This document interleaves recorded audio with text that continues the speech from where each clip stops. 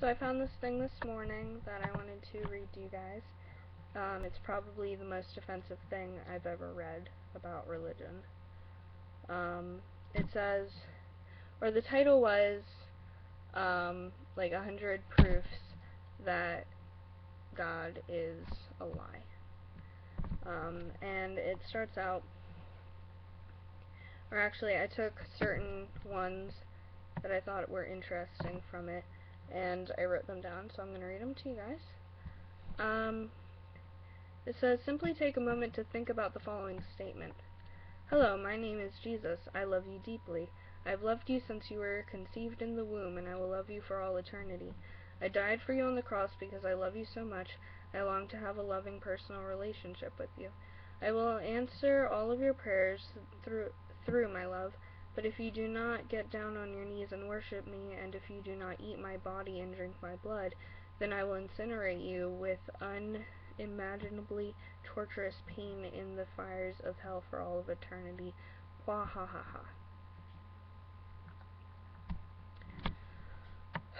And then it says, yes, this is the central message of Christianity. See John 6:53 to 55, and Mark 16:16. This is so stupid. I can't even. It's so dumb. Some of this is biblical, but I think the parts that aren't are really obvious. Like, eat my body and drink my blood, then I will incinerate you with unimaginably torturous pain. He doesn't say that. So this person is taking extremely biased information, or he's taking his opinion, his biased opinion, and he's making up information to support the fact that God doesn't exist. Then it brings up the idea of doxology. It says, this is a praise from blah blah blah. Oh, this is a Sunday school song. It says, in the song, there's this line, with that one sentence we can prove that God is imaginary, just like Santa Claus. We can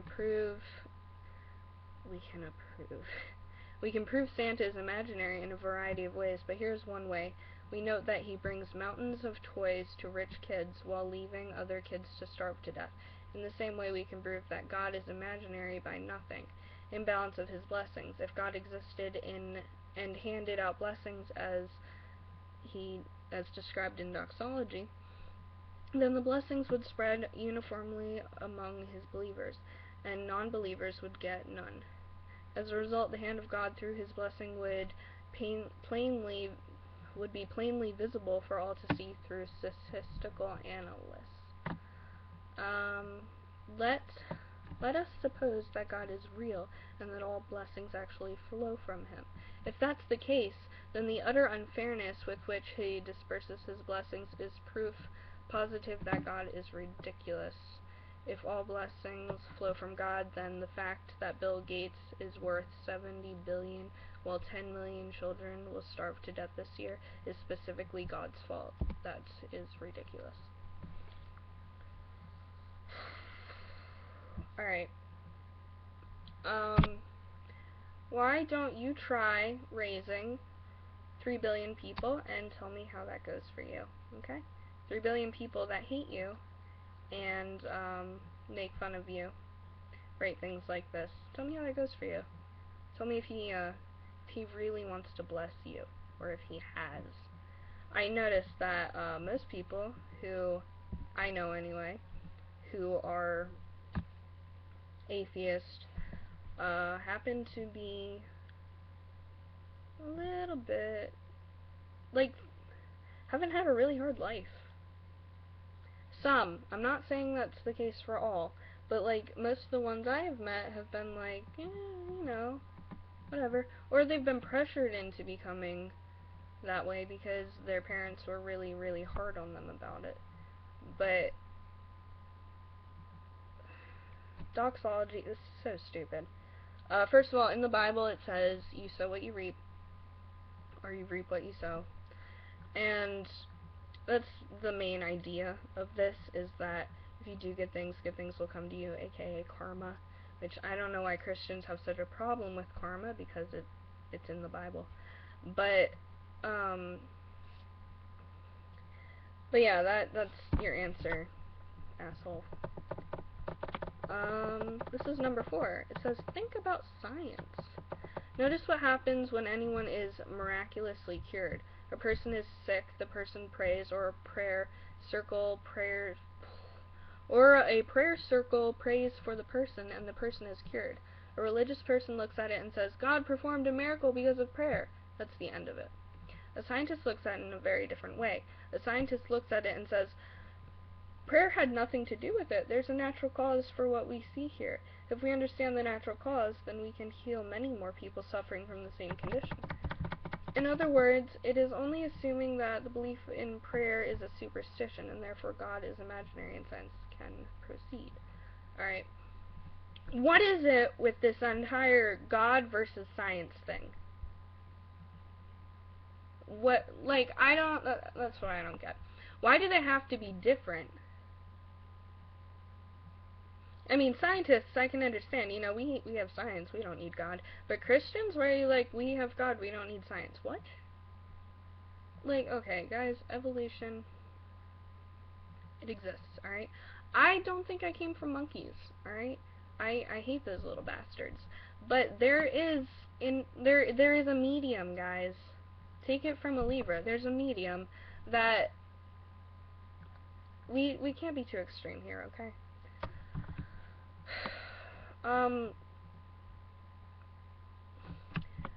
Or there's the belief that God is science, which is all around me because all of my friends believe that God or the goddess is science, because, I don't know, they're the same thing. Like, God, goddess, is in science. So there you go. Maybe your little cures for diseases lies in God's creation. Have you ever thought about that? No? Plus the fact that everything happens for a reason. I don't know if these miraculous healing things are real or not, because they could easily be staged. I'm just saying that is an insensitive way to talk about it, and you shouldn't be slamming it like that, you know? Alright. Proof 17. Think about leprechauns. Really? Leprechauns? Many believers will say it's impossible for you to prove that God, Allah, Ra, Vishnu, whatever, does not exist. There is no way to prove that something does not exist. There's a silly argument for the following reason. Imagine that we have a conversation one day and I say to you, I believe in the giraffalope. You cannot prove that the giraffalope does not exist, therefore it exists. You can see that this is ridiculous. Just because I've invented something out of the air does not mean that it is non-existence is suddenly unprovable. That its non-existence is suddenly unprovable. There has to be some evidence that the giraffalope exists in order to assert its existence. Since there is not, it is quite easy to say that the giraffalope is imaginary. Is there anything else here? Alright, I'm gonna stop there because there's a whole new paragraph.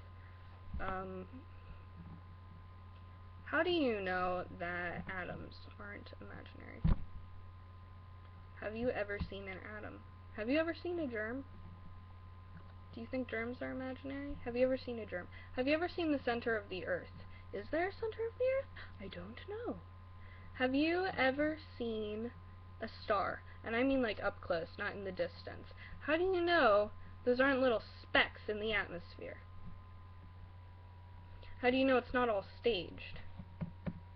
There's a lot of stuff in science that nobody can prove, and everyone believes. Weird, huh? And why do we believe it?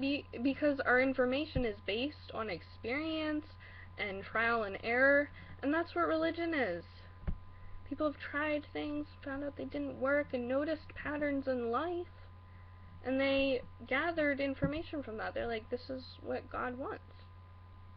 This is what we're doing. And I know a lot of religions are based on, like, priests and prophets and stuff.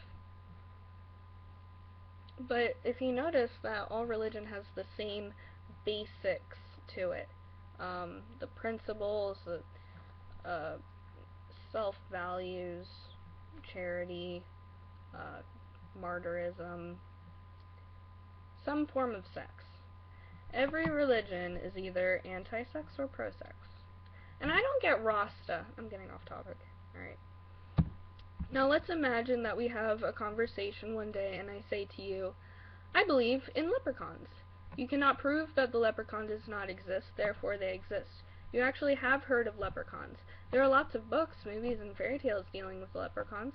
People talk about leprechauns all the time. Leprechauns even have a popular brand of breakfast cereal. But that does not mean the leprechauns exist. There is no physical evidence for the existence of leprechauns, not a single bit. Therefore, it is obvious to any normal person that the leprechaun, or that the leprechaun, the human body, is nothing but a set of chemical reactions. The chemical reactions powering a human life are no different from the reactions powering the life of bacterium, a mosquito, a mouse, a dog, or a chimp.